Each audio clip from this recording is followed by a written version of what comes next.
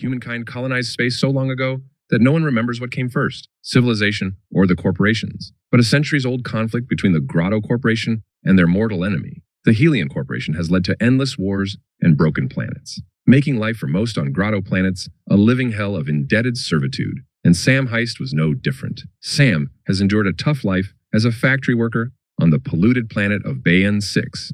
With his wages barely covering his ever-growing debt, he sees no way out until his wife drops a bombshell. She's pregnant. Desperate to secure a better future for his family, Sam makes a drastic decision. He enlists in the Salvage Marines, a militarized force that scavenges deep space war zones for valuable resources. The risks are high, but the pay is better than the factory grind. Sam convinces his best friend Ben to join him. It's only a 2-year contract and it beats dying poor. The next day, they report to the spaceport entering a brutal new world. The barracks are a harsh environment filled with new recruits, including the tough-as-nails Jada Sek and the formidable boss, Maggie Taggart. Training is relentless, pushing them to their physical and mental limits. And just as they catch their breath, their first mission arrives. The platoon's first mission is to neutralize space pirates and reclaim stolen resources. It's a trial by fire and casualties come fast. Sam is wounded, Boss Taggart loses an arm, and Sek is critically injured, but somehow they survive. There's no time for rest. Their next deployment is to take back Grotto's colony from their rival corporation Helion. For this mission, Grotto even hired an elite mercenary to fight together with the Salvage Marines. The battle is intense. They have to fight a superior force, but thanks to the elite mercenary, they managed to recapture the colony.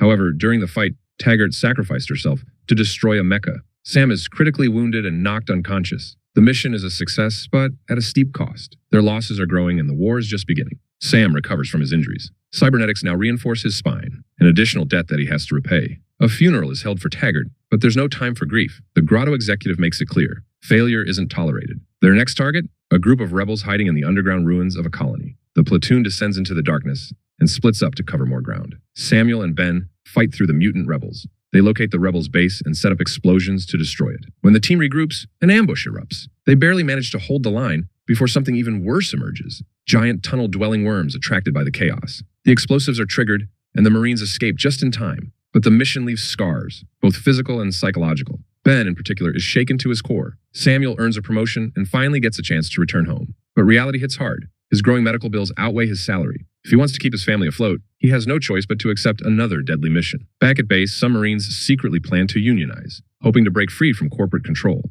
The next mission takes them to a mysterious planet that reappeared out of nowhere. Grotto Corporation is interested in this planet since they see tremendous profit to be made. They send in the Salvage Marines to the only building complex on the planet where they face all kinds of deadly machines and cyborgs. The mission was a success, but after the platoon returns and recovers, it's revealed that more planets emerged out of nowhere. Grotto and their competitor Helion wants them all. Sek approaches Sam, urging him to help them unionize. The plan is for him to record what is happening during a mission so the world can see Grotto's war crimes. Meanwhile, the next mission is clear: board a destroyed Helion ship and capture its surviving engineers. But things take a dark turn when they discover slavers are already on board, and they have captured the engineers. With no way to rescue them, the squad receives an order to execute the prisoners, denying the slavers their bounty. The cost of war continues to rise. Tensions boil over. Sam discovers that it's not just a few Marines who want to unionize. Every Salvage Marine is on board with the idea. They use their secret recording and their united force to deal with their corporate overlords. They refuse to be disposable any longer. After a standoff, Grotto was forced to accept, because now as ever,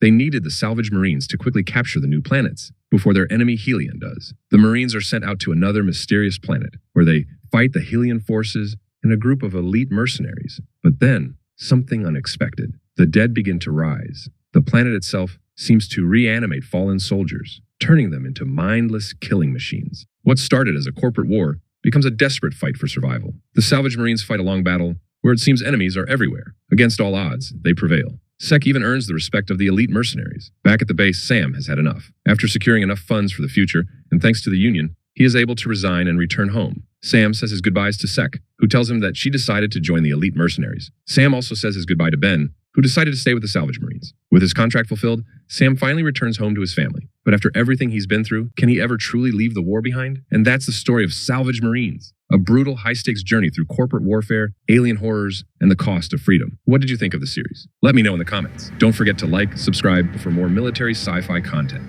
See you in the next one. Burn bright and burn enough.